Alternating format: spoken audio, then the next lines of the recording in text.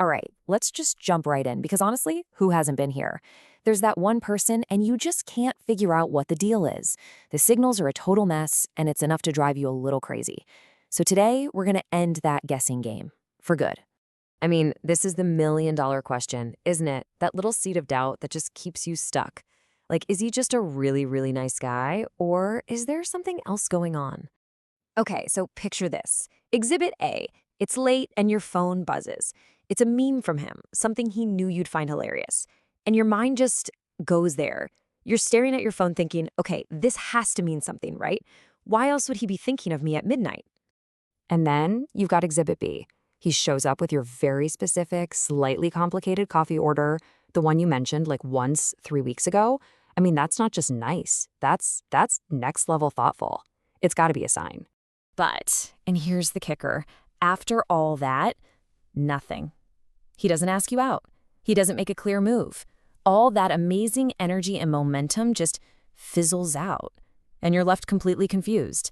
So naturally, your brain just goes into overdrive. You start asking yourself all these questions, second-guessing everything. Is it all in my head? Am I just making this up? This inner monologue is absolutely exhausting. And boom, you're officially in what I call the overthinking spiral. You're dissecting every single interaction, replaying every conversation, and the absolute biggest fear is, what if I read this whole thing wrong? What if I make it super awkward and then I lose him as a friend? The stakes feel so high. Okay, but what if I told you that you don't have to guess anymore? That there were clear, reliable signs that you could actually look for? Well, guess what? There are. And today, we are going to break them down piece by piece so you can finally get some clarity. We are going to walk through 6, and I mean specific behaviors.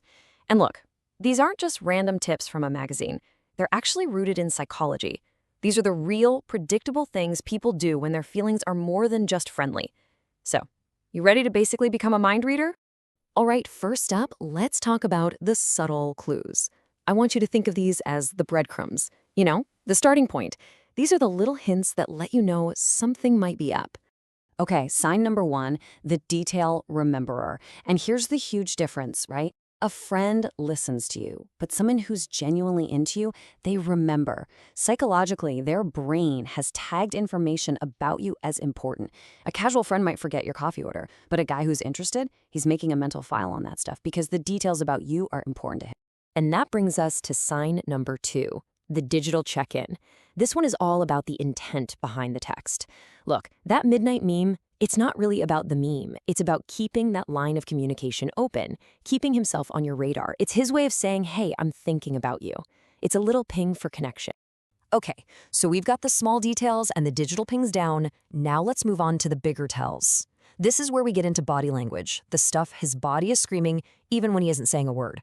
And trust me, this stuff is way harder to fake. You know, they say the eyes are the window to the soul, and honestly, in this case, it's kind of true. Let's break down the huge difference between a normal, friendly glance and something more. So this is sign number 3, the lingering look. We all make eye contact, it's normal, but a gaze? That's different. It's when his eyes stay on you for just a beat too long. It breaks that unspoken social rule, you know? It's a tiny moment, but it feels significant. You know it when you feel it. All right, sign number 4 is the laughter focus. This one is so fascinating. Next time you're in a group and someone tells a great joke, pay attention. When everyone laughs, who does he look at? Our gut instinct is to look at the person we feel the most connected with in that moment. If his eyes find yours, that's not an accident. He's looking to share that burst of happiness with you specifically. And now for sign number 5, proximity seeking. Remember that question from the overthinking spiral? Why does he always end up sitting next to me? Well, here's your answer. It's like he has an internal magnet and you're the true north. In a crowded room, he just gravitates towards you. He might not even be consciously doing it, but his feet just seem to bring him closer. Okay, so we've gone through 5 really powerful signs. And honestly, even one of these is a pretty good indicator. But this next one, sign number 6, oh, this is the one that leaves zero doubt. This is the big one. This is it, the undeniable sign, the one that, if you see it, the guessing game is pretty much over. Okay, Sign number 6 is the energy shift. And this one is, well, it's almost primal. It's not something he can really control. Just watch what happens when another guy starts talking to you or gets a little too close. Does his posture stiffen up? Does he get quiet? Does the whole vibe just change? It's this deep, subconscious, almost territorial reaction. And you know what? This is why this sign is so unbelievably powerful. It confirms that gut feeling you've probably had but couldn't quite put your finger on. You feel it, even if you can't logically prove it. It's a real shift in the air, and you need to trust that feeling. So what's the game plan? How do you actually use this information? I'd say focus on this powerful trio.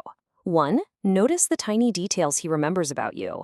2. When you're in a group, watch his eyes when everyone laughs. And 3. Really pay attention and feel for that energy shift when another guy is around. And really, that's the whole point of this. You can stop just guessing and hoping and driving yourself crazy. You actually have the tools now. You have a real framework for figuring this out. Seriously, the answer you've been looking for, it's probably waiting for you right now. You just needed to know what to look for, and now you do. So at the end of the day, the question really isn't about him anymore. It's about you. Now that you know how to find your answer, the real question is, what's your next move?